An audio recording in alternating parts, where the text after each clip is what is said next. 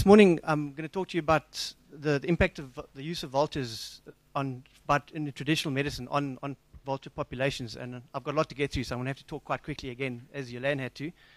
I'm going to just give you a little bit of background as to the whole sort of trade in vultures, some of the key research results from some work we did a couple of years ago. And here I need to immediately acknowledge Miles Mander and his FutureWorks team, who pretty much did all the work around that with us in doing the sort of market surveys and things like that.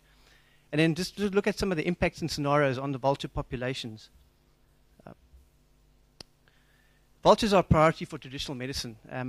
Although you'll see in a few minutes, there are not a lot of birds that are used. They are a priority, and it's having a significant impact on the species. And we're seeing species population declines. There are a lot of reasons for this.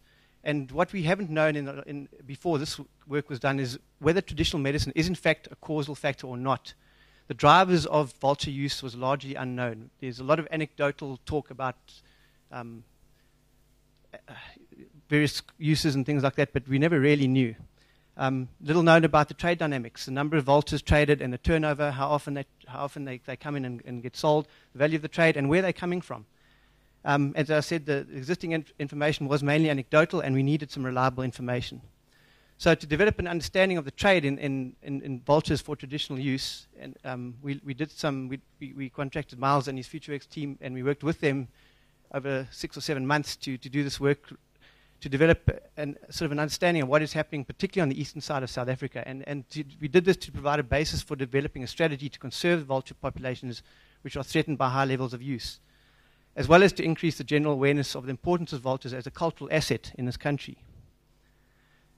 We assessed the aims, the species and the numbers of vultures used, the parts used, where they're coming from, what their values are, and how often they're sold.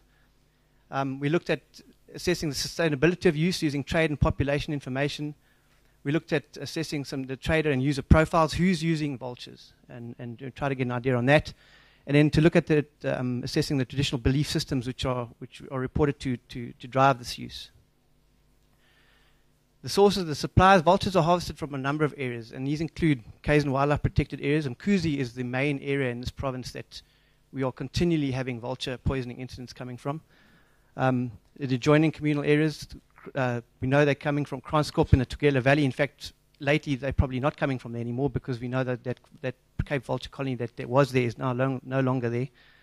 Mzimkhulu in southern KZN, Flagstaff and Collywobbles in the eastern Cape, vultures, the birds are being brought in from there. We know they're coming in from the Lesotho Highlands, and then also there are a lot of reports from coming in from southern Mozambique. The parts that are used and the species that are used, vultures all go by the same Zulu name, and they're all used. I don't think in the markets that they're actually differentiated from each other. In fact, we battled, as did some of the museum experts, to tell a white-headed, white-back vulture skull from a small Cape vulture skull. So I think there's not really a lot of discrepancy there. We didn't find at the time any evidence of bearded vultures used, but we have since found evidence of that from work done in Lesotho and around those areas. The parts that are used, just about everything, but there's the head, feet, vertebrae, bones, heart, brain, the works, but there's a definite preference for the head and the brain.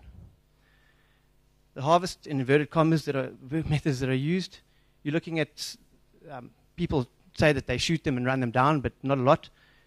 The main way of that these guys are getting vultures is through poisoning, and the main poison that they're using is aldicarb, and mainly sort of better known as temic or two-step. There are also reports of trapping, but poisoning is a very efficient way of doing it, because you lace a carcass, the birds come down, and within minutes they're dead. They don't actually have time to even fly off. Of the people that were sort of interviewed during the research we did, 72% indicated that they had a concern whether birds were poisoned or not. But just over half of them actually said they didn't know how these vultures were captured and killed. Just to very quickly summarize the trade chain, you get a hunter in a rural area, they get the bird to Durban directly or via the Morna market. That then gets wholesale to Johannesburg, into the traders' shops, etc. The alternative trade routes come directly to Durban from places like Ponderland, the Eastern Cape, and Mpumalanga, southern Mozambique, and Lesotho. And then it's then sold on to Johannesburg markets and consumers. End users generally purchase direct from the traditional healers, or they purchase directly from the traders. The uses, wide range of purposes. Clairvoyance is the big one. People believe that vultures bring luck. They increase the intelligence of school children. And for that,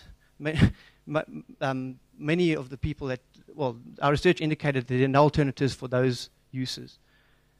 Most buyers request vultures directly. Little recommendation by healers. Demand is, because that demand and that belief is already entrenched in in the people that use it. Traditional healers often use vultures themselves to assist in making predictions for clients as to what the problems are. And there was some reported use for treatment of headaches and minor ailments. But it's mainly for clairvoyant purposes that we see these things. Alternatives, there were some reports that there are alternatives for different uses, but not for clairvoyance. And some of these animals that they say could be used as an alternative, things like baboon, hardy-dars. One plant is called a califer, owls, hummercorps, and then a big term called other big birds, which could be anything. Interestingly, 94% of the people in our project said that they were not aware of any laws regulating trade in vultures. 83% of traditional healers and vulture traders indicated that the demand hasn't increased, but we're seeing populations going down. But they all say that the vultures are becoming more difficult to obtain, and they give a number of reasons for this. Number of hunters and suppliers are diminishing, vultures difficult to catch, etc., etc. Nearly half of the respondents indicated that they don't think this is a problem, and I think that's because people see vultures in a particular area. They think that there are a lot of birds all over the place, and they don't see the bigger picture. Not many people thought that the solution might be to stop actually killing vultures. We found that about 160 vultures are traded per year for traditional medicine, but it could be as high as about 240. It doesn't sound like a lot, but we'll see now. The percentage of the trade as white-backed is about 77%, and it's mainly white-backed and capes that are involved here. Around about 73 rand per kilogram average sort of value, and this is 4 years ago. And at wholesale prices, you're looking at a trade worth of about 54,000 rand, which is really small potatoes. The annual value of the vulture trade, sort of when you express it as in a international type thing, is around about 1.2 million. I'm not going to go into detail too much here, but you're looking at about 59,000 vulture consumption events per annum. So assuming one event per consumer per year, which is probably an underestimate. So you're looking at people that making around about 900, about 1,000 rand a month, constituting about 5 or 10% of their incomes. We know there are about 15 traders in Durban and Johannesburg who trade, supplied by about 6 hunters at the time. This is where the sort of rubber meets the road. Here we looked at some scenarios, and the top figure is a percentage population change, and the bottom figure is the number of years that if it carries on, that we won't see any more vultures anymore. And you're looking at a worst case for white-backed and white-headed vultures of not seeing any more vultures on the eastern side of South Africa anyway in 11 years. And just remember, this was done in 4 or 5 years ago.